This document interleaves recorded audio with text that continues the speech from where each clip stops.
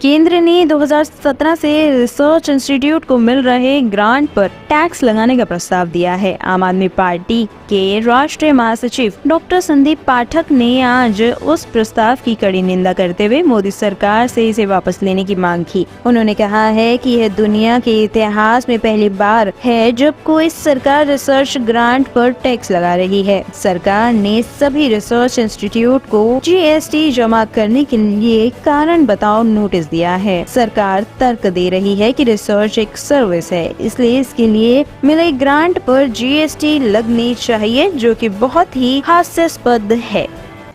मोदी सरकार ने कुछ दिन पहले रिसर्च ग्रांट्स पे जो टैक्स लगाया है वो इस सरकार के नियत और इनके टैक्स टेररिज्म पॉलिसी का एक अगला और बड़ा भयानक अध्याय है।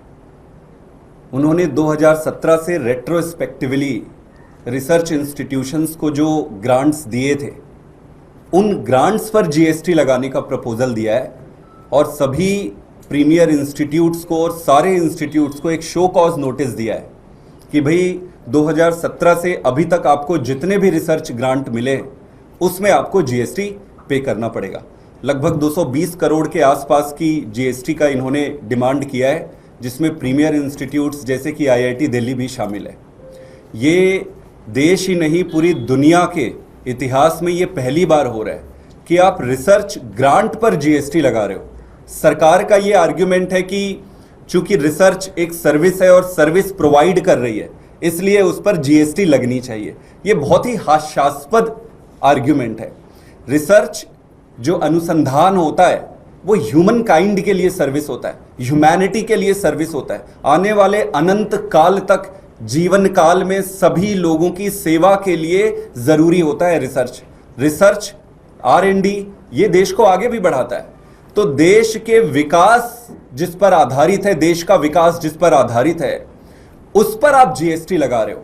ये टैक्स टेररिज्म है, इसकी हम घोर निंदा करते हैं। और जो GST कमीशन की मीटिंग होने वाली है, अभी अगले कुछ दिन में होने वाली है, हम ये डिमांड करते हैं सरकार से कि आप इसको बिना शर्त वापस लीजिए। अगर आप वापस नहीं लेंगे तो आम आदमी पार्टी हर एप्रोप्रिएट फोरम पर इसकी विरोध में आवाज उठाएगी और इसको हर संभव प्रयास करेगी कि इसको सरकार वापस ले। दोस्तों, ये बहुत ही अजीब परिस्थिति है। जो GST लगाने की बात जिस पर ये कर रहे हैं, आप देखोगे कि जो रिसर्च की फंडिंग होती है उसका यूज किस पे होता है। 3 मोटे मोटे चीजों पर यूज होता है। एक तो जो बच्चे जो रिसर्च स्कॉलर्स होते हैं उसके स्कॉलरशिप पे पैसा जाता है।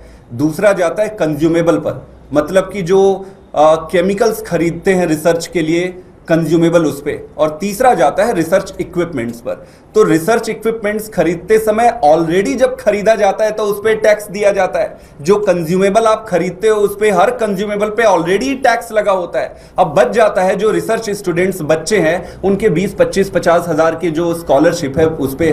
तो मोदी जी ये कह रहे हैं कि भाई मेरे को अडानी और अंबानी पे कोई टैक्स नहीं लगाना है, मेरे को लगाना है ये बच्चे जो रिसर्च स्कॉलर है जिनको 20,000 25,000 स्कॉलरशिप मिल रहा है उस पे टैक्स लगाऊंगा। तो एक तो आप ऑलरेडी टैक्स ले रहे हो, आपको तो इन सारी चीजों पे पूरी तरीके से टैक्स एग्जम्पशन करना चाहिए। बजाय इसके एग्जम्पशन और करने के आप इस पर एक डबल लेयर ऑफ टैक्सेशन आप इंट्रोड्यूस कर रहे हो। ये समझ से किसी के भी परे है। आप एक चीज और मानिए कि अमेरिका में ये टैक्स एग्जम्प्टेड है, इस पर कोई टैक्स नहीं लगता। इंग्लैंड पे इस पे कोई टैक्स नहीं लगता। जर्मनी पे कोई टैक्स नहीं लगता। साउथ कोरिया पे कोई टैक्स नहीं लगता। सिंगापुर पे कोई टैक्स नहीं लगता। कनाडा पे कोई टैक्स। किसी भी विकसित और विकासशील देश पर आप उठा लीजिए, R&D पे शायद मोदी सरकार ही है जो परचम लहरा रही है कि भाई हम R&D पे टैक्स लगाएंगे। भाई साहब, मेरा हाथ जोड़ के निवेदन है, देश को बर्बाद मत करो। जो बचा कुछ है उसको छोड़ दो, इसको तुरंत आप वापस करो। आज तक आपने ये सोचा है कि कितना पैसा सरकार रिसर्च और इन्वेस्टिगेशंस और ये सब बच्चों की पढ़ाई में हायर स्टडीज के लिए देती है? आप अगर देखेंगे तो US जो है, यूनाइटेड स्टेट्स जो है, लगभग 57 बिलियन US डॉलर हर साल देती है। 57। और चाइना कितना देती है? 87 बिलियन US डॉलर। इंडिया कितना देती है? 2.5। ये मजाक है, ये मजाक है। तो एक तरफ तो आप पैसे दे ही नहीं रहे हो, दूसरी तरफ जो पैसे दे रहे हो उस पे आप टैक्स लगा रहे हो। ये कैसे पॉसिबल है? आपकी जो रिसर्च कम्युनिटी है, जो बच्चे हैं, जो रिसर्च कम्युनिटी है, साइंटिस्ट है, ये अपने रिसर्च के हॉरिजॉन को बढ़ा रहे हैं। आजकल नए नए क्षेत्र पे वो एम्बिशियस रिसर्च कर रहे हैं, उनमें भावना है कि वो बहुत अच्छा करे।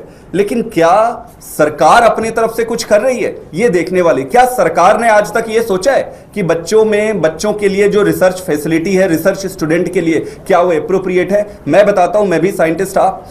एक छोटे से टेस्ट करने के लिए आपको महीनों इंतजार करना पड़ता है, और ये मैं प्रीमियर इंस्टीट्यूट की बात कर रहा हूं। अगर आप सेकंड लेवल के जो रिसर्च इंस्टीट्यूट है उसमें कहोगे तो 6-6, 7-7 महीने हो जाते हैं एक छोटे से टेस्ट के लिए, और आप कहते हो देश को महान देश की तरफ लेकर जाओगे। कैसे पॉसिबल? क्या मोदी जी से मेरे 2-3 सवाल है। क्या आपने कभी ये सोचा है कि रिसर्च स्टूडेंट्स जो टेस्टिंग फैसिलिटी के लिए कितना स्ट्रगल कर रहे हैं? कभी आप उनके साथ बैठ के बात की हो, कभी कोशिश की हो?